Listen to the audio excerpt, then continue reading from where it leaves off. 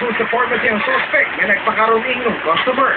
Kaning karasting at stage, lugay na may kissing may surveillance ba, kaya kang surveillance kung sa oras ang gwardiya mo out, mo-shifting, unsay patay sa gwardiya, regarding sa mga kamera, sa anggulo, pwede mo piling mo agi, bago siya para di siya yung full body yung kanya picture niya ba. Bato di pulgong at ang tulubago ng gwardiya ay labi na nga nakuha ang iyang service firearm na 38 kalibre. Waay sa likod ni Pulgo ang angulo ng inside job tungkol sa napagkas gani pagpatlong ang security guard on duty. Sa CCTV, makita ang suspetsado nga naka-short, jacket ug sulog at helmet ng bituli sa 360 pharmacy.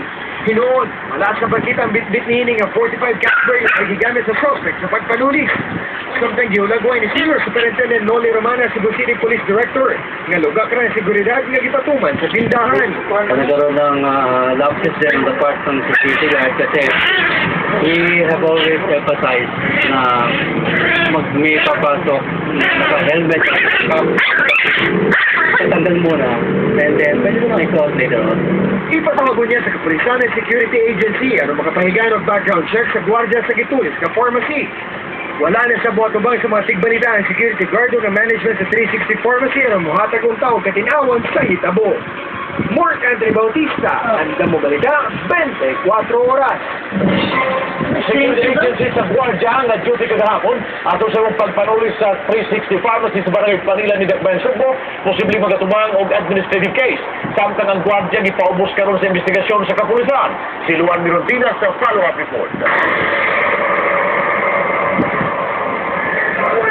Niadtong Enero 20, di pagawa sa memorandum ang Firearms Explosive Security Agency Guard Supervision Section Contestant ngadto sa tanang mga tag-iya o operators sa mga non-based security agencies.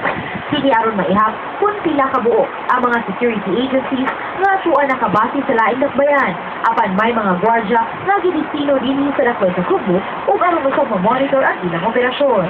Sa talaan sa CESAG, 92 ang mga non-based security agencies dinhi sa Region 7, samtang 104 ang mga nakabase